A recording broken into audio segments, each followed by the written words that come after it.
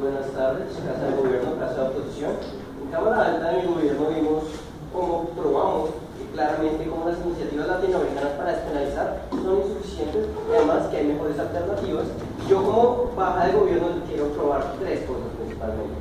Que nos lamentamos de estas iniciativas porque niegan la naturaleza del problema, en segundo lugar porque no solucionan el problema estructural y en tercera medida porque la medida podría ser ineficaz en el contexto latinoamericano. Pero antes de eso quiero hacer unas refutaciones al caso que nos presentó la oposición. Y en una primera medida quiero decir que le quisieron hacer el quite al debate porque ellos pensaron que estábamos debatiendo acerca de si era buena o no la marihuana, pero lo que realmente estamos debatiendo era si debíamos lamentar las medidas ya existentes que ya se crearon para despenalizar el consumo de marihuana. Es decir, no estamos hablando si la marihuana tendría unos buenos efectos en términos de salud pública o si es legítima o no. Lo que ustedes nos tenían que probar era que las actuales medidas eran buenas, eran efectivas y eran la mejor solución posible que Latinoamérica podía dar. Por lo cual, lo que ustedes, sus argumentos, por ejemplo, el argumento médico, aunque suena muy lindo y muy interesante, no es atinente para este debate, porque ustedes lo que nos tenían que probar era que esas medidas ya existentes son muy buenas y funcionan y solucionan el problema que muy bien enunció mi gobierno. En una segunda medida nos hablan de un argumento cultural, de un argumento histórico, y que en la medida que la justificación de la penalización del consumo de marihuana no es justificable,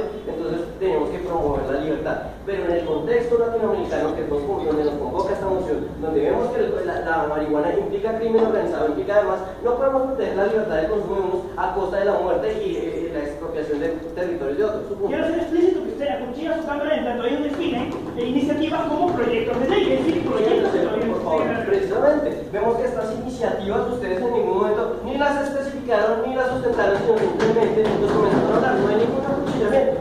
En tercera medida nos habla de un argumento poco confuso que era un argumento económico y nos habla de que va a haber campañas informativas, pero nos habla cuáles campañas informativas y cómo eso va a mejorar el consumo y demás. Es decir, no nos prueban claramente por qué esas actuales iniciativas logran cometer su fin, que es el que estamos discutiendo acá. Entonces, como yo sé que los voy a probar, les voy a hablar sobre los argumentos que traemos acá.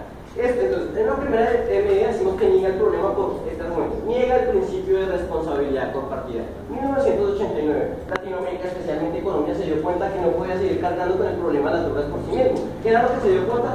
Lo que explicó fue que el problema de las drogas es un problema no netamente nacional, sino internacional. Es decir, ¿qué es lo que implica las drogas? Implica una cadena de producción, un cultivo que en Latinoamérica se da en Colombia, Perú y Bolivia principalmente, un aprovechamiento que se da en Colombia, una distribución que se da en países como los mexicanos, de Estados Unidos, Europa, inclusive los países del Caribe, y es decir, también una compra en Estados Unidos, en Uruguay, y un recibo de utilidades para lavado de activos que se da principalmente a través de la banca financiera en Chile y en Argentina, que ha dañado sus economías. Es decir, les acaba de probar que el problema es esencialmente transnacional. Pero ¿qué es lo que vemos con las iniciativas actuales como las de Uruguay?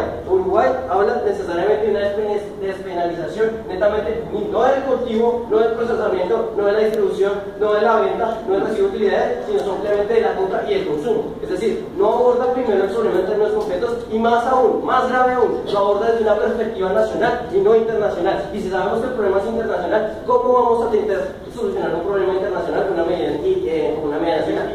Usted muy sagazmente me puede decir, lo uno y lo otro no es excluyente, pero como estamos debatiendo sobre el presente, actualmente las medidas nacionales son excluyentes y por tanto lamentamos eso porque no soluciona el problema y como lo voy a presentar en mi segundo argumento, aumenta el problema. Su punto. Señor, usted está comparando el problema del narcotráfico respecto de las drogas. Le recuerdo que en los casos que usted ha dado el principal problema es la cocaína.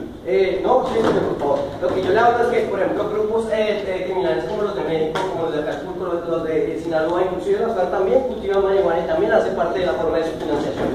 En una segunda medida, hablamos de que el problema no se resuelve así, se empeora. ¿Y por qué? Porque creemos que las medidas actuales que ha utilizado Latinoamérica son hipócritas. ¿Y por qué son hipócritas? Porque no tratan el problema estructuralmente, como ya lo mostré en el primer argumento, y porque no solo no tratándolo integralmente, buscan hacerlo de manera unilateral. Entonces, ¿qué ha hecho Uruguay? Denuncia tratados de prohibición de psicoactivos y del Estatuto de Estupefacientes de 1989, que fue su primer error, y que en vez de hacer eso debió haber hecho medidas internacionales para buscarlo, y en segunda medida implanta medidas desproporcionales en la cual no es ilegal que yo como un joven citadino pueda consumir marihuana, pero sí sigue siendo ilegal que yo como un campesino, una persona con pocos recursos, comience a producir o sembrar marihuana, lo cual termina dando una gran desproporcionalidad porque el beneficio de los que no, el beneficio que tienen los consumidores termina siendo resultado de la represión y aún más el problema de la producción que hacia esas personas no se han dado. Estamos hablando de que esas iniciativas se dan actualmente, el mejor ejemplo es Uruguay. Entonces, ¿qué es lo que pasa con eso además?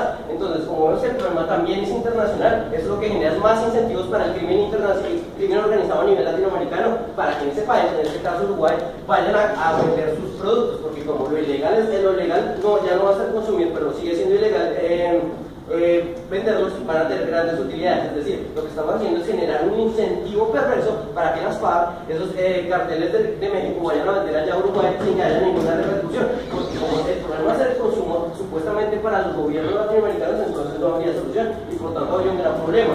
Y en tercera medida, vemos que habría una gran inefectividad de esas medidas, porque como vemos que habría que tener, como es un tema tan delicado, como es un tema que tiene tantas conexiones con el crimen organizado, con mercados ilegales, con problemas de adicción y demás, vemos que los gobiernos deberían ser suficientemente fuertes para poder tratar estas medidas. Pero ¿qué es lo que ha pasado en el contexto latinoamericano? Vemos instituciones débiles, vemos instituciones corruptas. Por ejemplo, en el caso colombiano es muy conocido el caso en que un presidente tuvo vínculos con el crimen organizado para llegar a la presidencia. Y en esa medida, ustedes me dicen que van a solo despenalizar el consumo, ¿cómo calculan que esos gobiernos débiles, corruptos y además débiles institucionalmente no van a tener el incentivo de aliarse con grupos criminales para así recibir ganancias y como ya está permitido el consumo no recibir ninguna condena social? Es decir, vemos que ese criterio supuestamente de beneficio no va a ser real. Entonces, ¿por qué nos lamentamos fuera de tiempo? ¿Por qué nos lamentamos entonces en este caso? Las medidas actuales que Latinoamérica ha mostrado son, primero de todo, nacionales y no internacionales. Para solucionar un problema internacional hay que ser algo internacional, lo lamentamos. Segunda medida, porque produce más problemas, más costos que beneficios. No soluciona el problema de fondo, afecta solo una parte del consumo, pero no afecta toda la cadena de producción. Y en tercera medida, los gobiernos latinoamericanos son tan débiles que no podrían hacer esto si lo pudieran hacer bien, inclusive aceptando que la medida fuera buena. Es por eso